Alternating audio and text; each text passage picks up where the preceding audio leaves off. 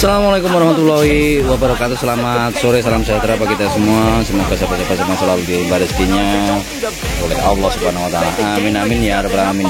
Di sore hari ini kembali bibit unggul kita 5758 ini sekiranya berbagi sebuah pengalaman yang berkaitan dengan peralpokatan. Sore hari ini sahabat, di depan saya ini alpukat yang usianya kisaran di 2 tahun lebih sedikit ya.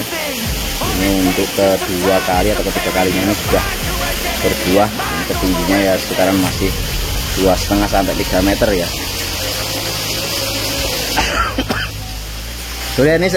Sore hari ini saya ingin tentunya membagikan sebuah pengalaman pribadi yang bukan katanya tentunya ya. Alpukat,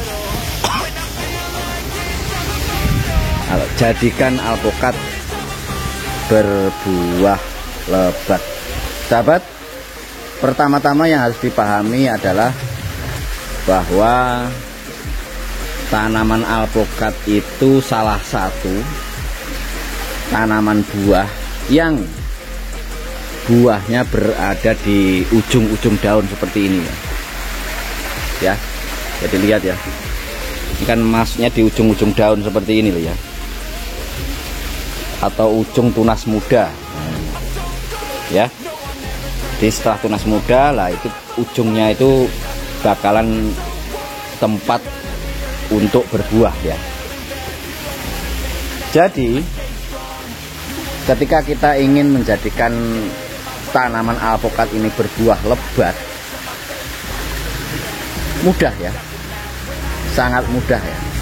Saya akan memperlihatkan caranya yang cukup sangat simpel, sangat sederhana. Ini juga alpukat aligator ya. Kondisinya sedang ini mulai memunculkan bunganya ya. Calon-calon bunga ini merata hampir di setiap ujung-ujung daun, ujung-ujung cabang itu bermunculan yang namanya bunga-bunga ya. Oh, sampai di atas sana itu semua dalam kondisi mau mengeluarkan bunga. Bahkan di salah satu tempat yang cukup tersembunyi di bawah ini ya, ini juga mulai bermunculan bunga-bunganya ya. Tak bisa dipungkiri bahwa alpukat aligator ini bicara produktivitasnya nggak diragukan lagi ya. Produktivitas itu ya cepat buahnya lebat ya, dan bentuk-bentuk buahnya itu sangat marketer atau sangat pasaran ya. Nah, ini yang ingin saya perlihatkan kepada sahabat-sahabat semua ya. Ini ya. Jadi salah satu caranya adalah memperbanyak cabang-cabangnya ya. Bahasa singkatnya adalah semakin banyak cabang maka akan semakin banyak buahnya ya. Ini sahabat, awalnya ini ya, cabang awalnya itu primernya ini ya. Terus kita lakukan pemotongan. Kemudian tentulah pemotongan itu penting dilakukan di atas ketiak ya, di atas ketiak mata tunas ini. Ketiak mata tunas itu ini loh ya sahabat, calon-calon tunas baru ini loh. Nah, ini ketiak daun ini di sini nih. Nah, pemotongannya dilakukan di mana? Di atasnya ini ya, 1 sampai 2 cm ya, di atasnya ketiak ini. Tes begitu. Ini juga sudah kita lakukan pemotongan di sini ya. Karena ini kemarin itu cabangnya banyak, tapi masuk ke dalam sini kan nggak boleh ya. Nggak boleh cabang itu masuk ke dalam sini, nggak boleh. Itu kita lakukan. Makanya yang ke dalam ini kita buang ya. Ini bekasnya, bekas potongannya di sini nih. Ini bekasnya ada cabangnya, kita buang, kita hidupkan yang ke arah keluar pun ini ya. Ini ada berapa ini yang masuk ke dalam ini? 1, 2 ya. 1, 2 ini kemungkinan besar cabangnya, karena larinya ke dalam sini ya, nggak boleh kan. Maka kita pilih cabang-cabang yang arahnya keluar ya. Ini harus dipahami. Maka ketika pemangkasan atau pruning itu harus dilakukan, cabang-cabang yang mengarah ke dalam itu harus dibuang. Jadi kita arahkan keluar semua ini ya.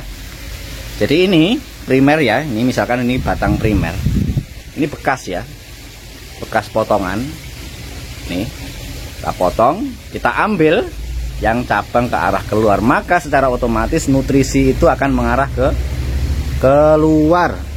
Dan yang terjadi adalah, nah, sahabat bisa menyaksikan calon bunga semua ini ya. Sesederhana itu ya sahabat ya. Tetapi perlu diperhatikan karena semakin cabang banyak, maka tentu secara otomatis kebutuhan nutrisinya juga harus diperhatikan. Ini juga kemunculan. Nah, ini bisa sahabat lihat ya, pemangkasan yang kita lakukan ini bekas ya, bekas cabang ini menjulur ke atas sana ya. Kalau ini kita biarkan karena dia akan terus ke atas, maka sederhananya kita potong yang ke arah atas, kita hidupkan yang ke arah keluar ya. Pun ini ya, ini bekas cabang, jadi kita pilih-pilih ya, kita arahkan cabang-cabang ini ke arah keluar. Nih bermunculan bunga-bunganya ini loh ya, no tipu-tipu. Dan caranya cukup sangat sederhana, sesederhana itu. Pun ini sahabat bisa menyaksikan ya, hampir semua cabang ini arahnya keluar ya.